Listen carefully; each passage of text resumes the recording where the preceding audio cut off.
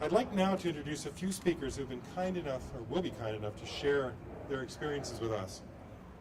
Dr. Bob McMurtry is an orthopedic and hand surgeon and a pioneering force behind the establishment of Sunnybrook Hospital's Trauma Center. As part of his vision for a comprehensive trauma system, including rapid patient transport, he was heavily involved in advocating for and establishing Bandage One in the early days of the program. Notably, he is the former Dean of Medicine at Western University. I should say Medicine and Dentistry. I didn't realize that you included that rubric as well, Bob. He was a former chair of the Department of Surgery at the University of Calgary and a member of the Order of Canada.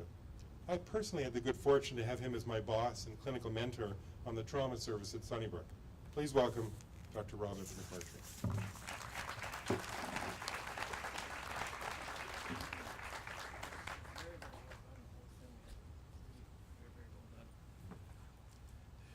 Well, I'm delighted to be here. It's a special privilege, and I'll start by saying Dr. McCallum, honored guest, and all the heroes that are here with us today, a special hello. I'm most thrilled, as many of you are, to be able to say that this is living proof. I once was 36. As the days go by, it gets harder and harder to believe. What I want to do today is to share 3 quick stories with you that'll give you a flavor of the early days, because it was a bit, somebody said to me, Sue Beats, and more about her in the moment. She's a central part of one of the stories, is that things were very, very different. There was no such thing as emergency medicine. We started talking about that in 1981. There was no such thing. David Walker played a very important role, Dr. David Walker. I won't sidetrack. There was no such thing as paramedics. Didn't exist. There was no such thing as our ambulance in an organized way, and Andy's given that history that I can't even begin to compete with.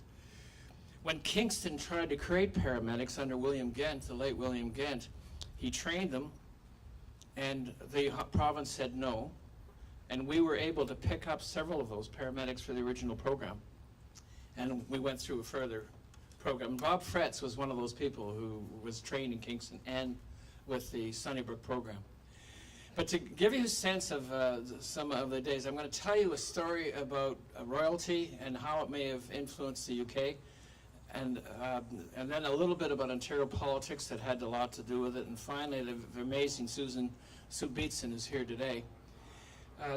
The first story had to do with Princess Anne, and she was visiting, and she's doing a royal tour around Toronto with her husband, and she was coming to Sunnybrook. What are we going to show her? They decided the trauma unit and Bandage One. And so they gave me a few march instructions. Number 1, don't be shocked, she's gorgeous. I said, really? She was. She had most beautiful eyes, and it was very, very engaging. Number 2, you should only take 15 minutes. Number 3, whatever she wants and for how long she wants it is what rules the day. Okay. And they told me how to address her and so on. So she came, and she was really, really curious, because we were the base hospital in case she got hurt. And she went to the trauma room, and she saw these great big scissors hanging in an IV pool. Her eyes went to that, not the x-ray of the roof, not the blood bank behind, not all the IV lines and all the setups and the chest tubes and the mini, all that gear. She went to those scissors. She said, what are those for? I said, when somebody really bad comes in, we cut up this leg, we cut up that side, up the middle, down the arms, and then we can expose the patient and care for them. And she went, oh my God. And I said, believe me, anybody who... So that was her number 1 fascination, and she got over that and was really quite very, very interested in the whole concept of a trauma program. Next stop was with the paramedics, and Bob Fretz. I don't know if you remember. I remember you being there, but at any event, she was very engaged, and she stayed and asked and looked, and 90 minutes, not 15, 90 minutes, she stayed with it. Completely ruined the schedule, but of course it was her call. She was so impressed, she went back to the UK. Fellows we had from the UK tell me, this is only word of mouth, never will prove it, that UK in those days, as you know, Annie would know and other docs, had no trauma system at all. And there was royal support. And they said that helped influence, because indeed that came to pass. The second story was how tenuous life can be sometimes, because I have to admit it, I had a brother, Roy. My brother, Roy, was Attorney General of the province of Ontario from 75 to 85, and guess what? 77 occurred there. The air ambulance program came up for discussion at Cabinet. Will we continue funding was the question to be answered. What was at stake was $1 million. Roy said, my brother is involved, I cannot be part of the discussion. So the discussion went back and forth and back and forth. The idea was they were going to just continue. And so when they'd all finished talking and the decision was about to be made, Roy said, excuse me a moment, I know I'm conflicted. I just think you should know that not a single one of you have any idea what you're talking about. Well, fortunately, Bill Davis listened, and it got passed. And that leads me to the third one, and the very exciting story of Sue Beatson, the delivery of twins. And I got the pleasure of meeting Sue today. She was flying in from Lindsay. The first twin was delivered, her baby boy, just beyond Stouffville. And somehow, not all that long afterwards, you were heading towards Sick Kids, and I'll stop your part of it there. Meantime, I was driving down to Sick Kids to meet them on the roof of Sick Children's Hospital. And I was driving along Gerard, really paying attention, because I was on the phone. They said, one baby's come, there's problems and a bit of delay in a second.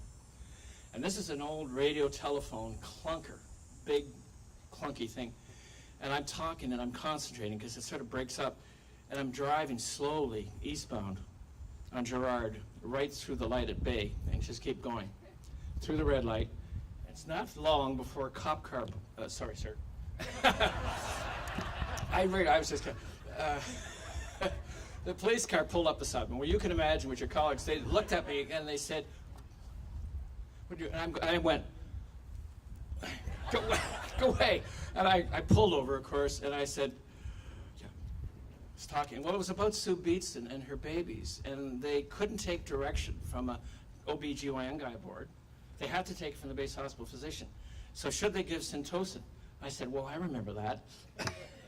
Yes, that was, a couple of things like that. And at any rate, I was saying, so I rolled down the window when we finished talking, call back if you need to, and the police came to me and said, what the hell are you doing? And I said, there's an air ambulance up there and there's twins being delivered.